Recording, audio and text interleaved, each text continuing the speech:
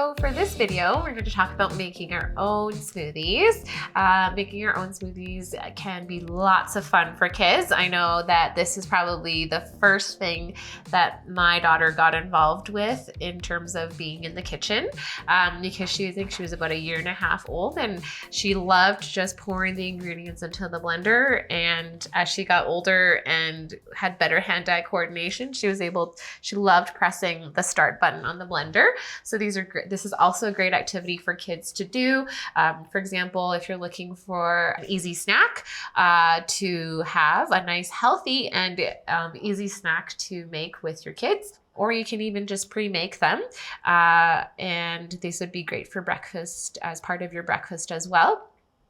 The reason I talk about making your own smoothies is that sometimes it could be more time consuming, especially as a breakfast food, but as a snack food, it's actually a really great alternative, because sometimes we also see places where they make smoothies for you. And so one thing I like to talk about there is that typically smoothies that we get from stores can have a lot of added sugar because they have extra juices in them. And today we're using mostly milk and yogurt and fruits to sweeten our smoothie. So typically when you buy smoothies at a store, they could range from anywhere from 50 to 60 grams of sugar in one container, and they could be pretty large containers. So 50 to 60 grams of sugar, which is roughly equivalent to about like 15 sugar cubes. So that's a lot, especially if your child is the only one drinking that beverage. That's a lot of sugars, added sugars that your child consumes.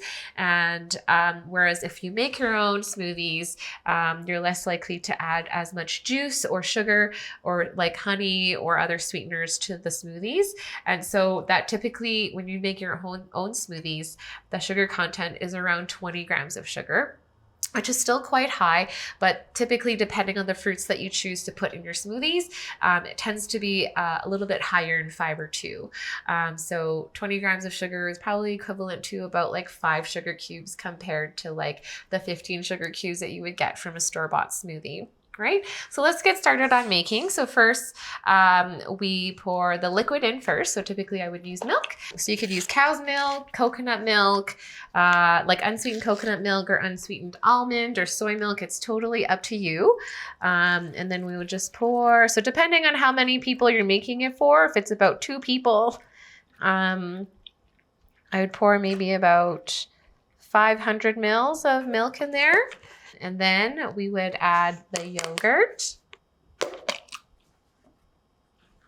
So typically for yogurt, I would add about 1/4 cup or 1/2 cup. It's totally up to you. And this is just the plain unsweetened yogurt.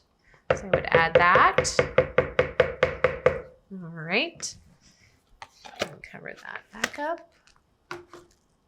And then I like to add a little bit of an extra source of fiber, which could be oats. I like oats because it's a very economical way to add that extra fiber. You could also buy actual bran and sprinkle it in, or you can get bran buds, like all bran buds, and you can add it in because the liquid will soak up the bran buds and soften it, so you're not actually crunching bran buds in your smoothie. Or some people like to add like flax seeds or chia seeds, but those tend to be quite expensive. So it really is a personal preference whether you want to add those or not.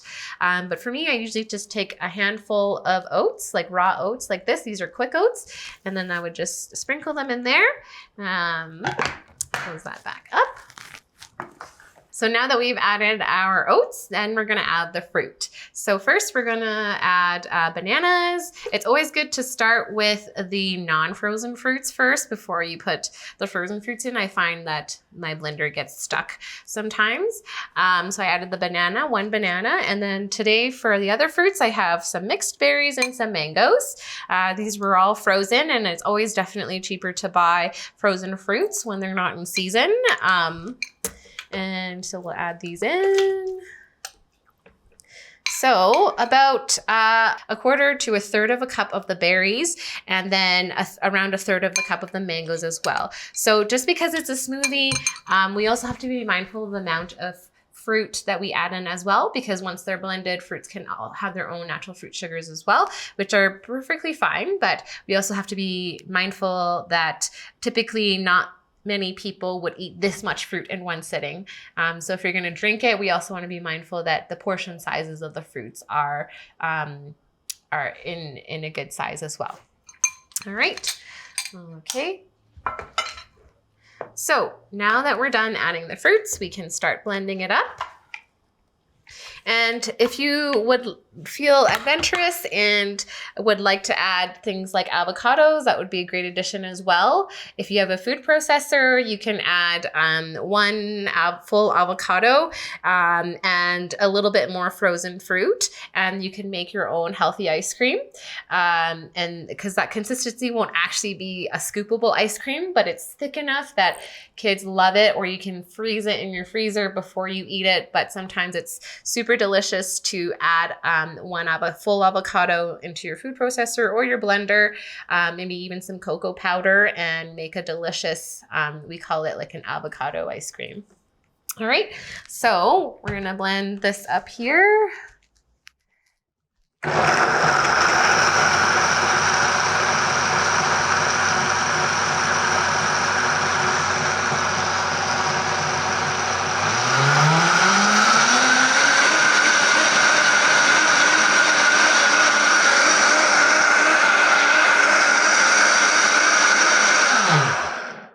Okay, so this is a great smoothie to enjoy with your kids or just by yourself. Another ingredient that you can also add on top if you're feeling adventurous and want to get that extra bit of vegetables in is to add some spinach in there, some fresh spinach or frozen spinach, whatever you choose. And you can call it like a green smoothie or like a monster smoothie. For some kids, that's like a lot of fun. It's also good to have kids involved in just guessing what color their smoothie will turn into. That's just a great way for them to stay engaged and interactive during your cooking session. So once the smoothie's done, obviously you can pour it into a cup. And a fun little straw that everybody can enjoy. And if you have any leftovers, they're always great to freeze. Or if you just want to make smoothie popsicles in general, you can definitely pick up popsicle molds, whether it be at the dollar store or superstore or Walmart. And then you can just pour them into the molds. And depending on how old your kids are, they can help you with pouring it.